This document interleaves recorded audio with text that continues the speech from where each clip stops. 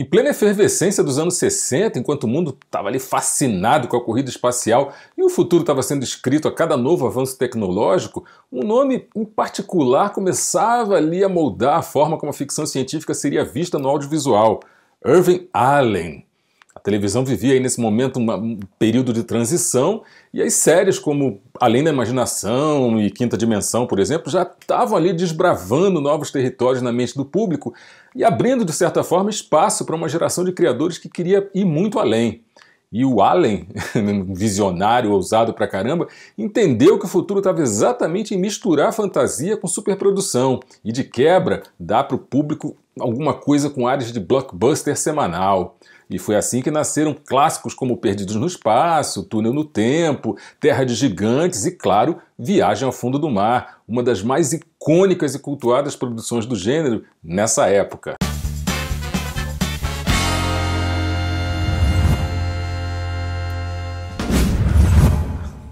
Fala, galera do bem! E se você está pensando que esse produto já nasceu como uma série?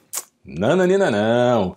Antes de conquistar as telas de TV, Viagem ao Fundo do Mar estreou como um longa-metragem, lançado em 1961. Irving Allen, que já tinha um Oscar na prateleira pelo documentário The Sea Around Us, de 1951, era fascinado pelo mundo subaquático e fazia fortíssimas referências à obra de Júlio Verne. Tantas que ele imaginou um submarino nuclear avançadíssimo, o Civil, viajando ali pelas profundezas dos mares em nome da ciência e da salvação do planeta. A premissa era ousada e se baseava na descoberta recente do cinturão de Van Allen, uma região do espaço ali repleta de partículas radioativas e tal, e daí o outro Allen criou um cenário de catástrofe global. O sujeito parou um dia e pensou assim: e se esse cinturão entrasse em combustão e ameaçasse incinerar a Terra, tacar fogo em tudo e tal? Eu criaria uma série, ganharia rios de dinheiro. Brincadeira. Mas era essa a missão do Civil: salvar o mundo.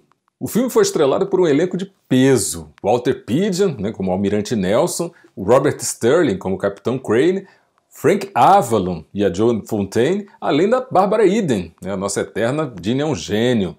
Alguns dos personagens até migraram para a série, como o marinheiro Kowalski, vivido pelo Del Monroe, e outros preferiram não embarcar de novo no Civil. E eu já te conto quem foram esses, que devem ter se arrependido assim horrores, porque a série se tornou um cult absoluto e atravessa gerações aí. Curiosamente, essa ideia de uma ameaça à humanidade sendo enfrentada por uma equipe isolada, isso tudo aí se repete em outras séries do próprio Irving Allen, e a maioria delas eu assisti e sou fã até hoje. Perdido no Espaço, que fala sobre uma família tentando sobreviver longe da Terra, a família Robinson. Túnel do Tempo, que mostra dois caras saltando ali em diferentes épocas para evitar tragédias históricas. E Terra de Gigantes, que mostra a tripulação de uma nave que cai num planeta igualzinho à Terra, só que habitada por gigantes. A essência basicamente ali é a mesma: é um pequeno grupo contra grandes forças e sempre com muita tensão e muito espetáculo. Mesmo com o sucesso do filme, e a sacada genial do Allen de adaptar essa história para a TV, o que já era um indício forte de que ia dar bom, o Walter Pidgeon se recusou a retornar. Eu acho que para mim já deu. Mas o substituto jogou uma avalanche de areia em cima dele, sabe? O Richard Basehart, um ator com uma sólida carreira no cinema europeu e até no cinema americano também, assumiu o papel do Almirante Nelson e trouxe o David Hedson como Capitão Lee Crane, um papel que, curiosamente, ele tinha recusado no longa. Ou seja, um rapaz de visão, Recusou lá, pegou aqui e tal, e se deu bem pra caramba. A série estreou em setembro de 1964 e o episódio piloto foi gravado em cores, só que os outros episódios da primeira temporada, eles foram filmados todos em preto e branco. Quer saber por quê? Vamos chamar de uma decisão estratégica. É que o Allen, ele pretendia reutilizar várias cenas do filme original para reduzir os custos, economia. E aqui a gente tem um outro detalhe, um detalhe bem curioso. Sem o apoio da Marinha Americana, que tinha medo de revelar segredos militares ali porque eles estavam em plena Guerra Fria, a equipe de produção precisou visitar museus ali na Encolha, no Mocó e tal, para desenhar os interiores dos submarinos alemães que foram capturados na Segunda Guerra. E tu quer saber que essa gambiarra deu certo, gente? Só deu, sabe? Porque o Civil se tornou um ícone visual da série. Na primeira temporada, as tramas eram mais realistas, sabe? Rolava espionagem, sabotagem, conspirações governamentais e tal, aquela charopada toda. E isso nada mais era do que o reflexo do clima político daquela época, era exatamente tudo que eles estavam vivendo naquele momento. Só que aos poucos os roteiristas começaram a flertar com o absurdo. Monstros marinhos, aliens e até fantasmas começaram a povoar essas profundezas do oceano. Segundo o autor, essa mudança foi intencional, a gente nunca vai saber. Daí, a partir da segunda temporada, agora sim, nesse momento, oficialmente em cores, né, porque não tinha mais nada para aproveitar, o Alien apostou de vez no fantástico. A gente esperava aí o chamado monstro da semana, né, e nesse ponto a série ganhava elementos de aventura, suspense e até humor, para competir com títulos como O Agente da Uncle, por exemplo, que para quem não sabe, né, para quem não lembra, O Agente da Uncle foi uma das séries de espionagem mais populares da década de 1960, surfando ali meio que na onda do James Bond e tal, só que com bastante estilo, bastante originalidade. Criada com base numa ideia do Ian Fleming, né, essa série acompanhava um agente americano e uma agente russa também, trabalhando juntos numa organização internacional chamada UNCLE, que é uma organização criada para combater a ameaça da vilanesca Trush, né, uma união improvável e ousada, né, em plena Guerra Fria. Combinando ação, charme, tecnologia e uma pitada de humor, a série virou febre, influenciou toda uma geração e ganhou uma nova roupagem em 2015, dessa vez no cinema pelas mãos do diretor Guy Ritchie, com Henry Cavill e o Armie Hammer, né, nos papéis principais.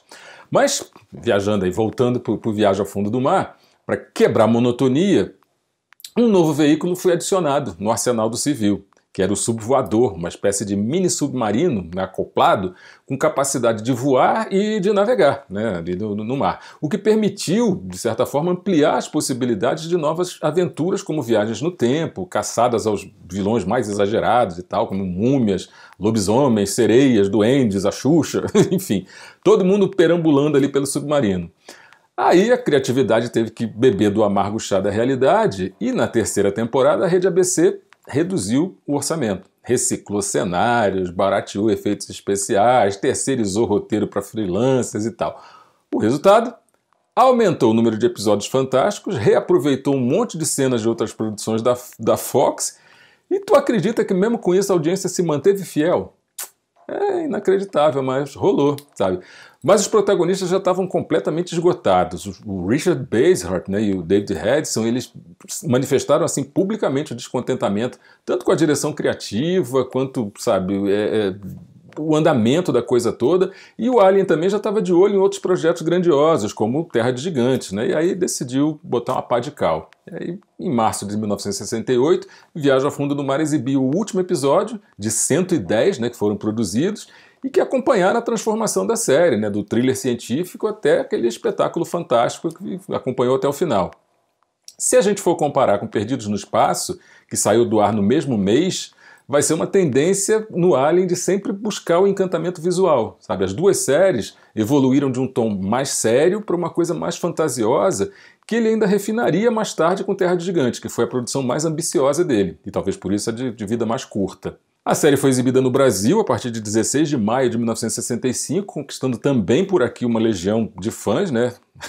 Especialmente durante as exibições em preto e branco, que marcaram a infância de muitos espectadores, né?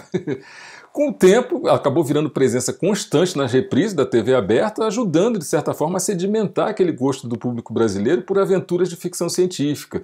É uma área que eu curto pra caramba. Infelizmente, os episódios nunca foram lançados oficialmente em DVD por aqui.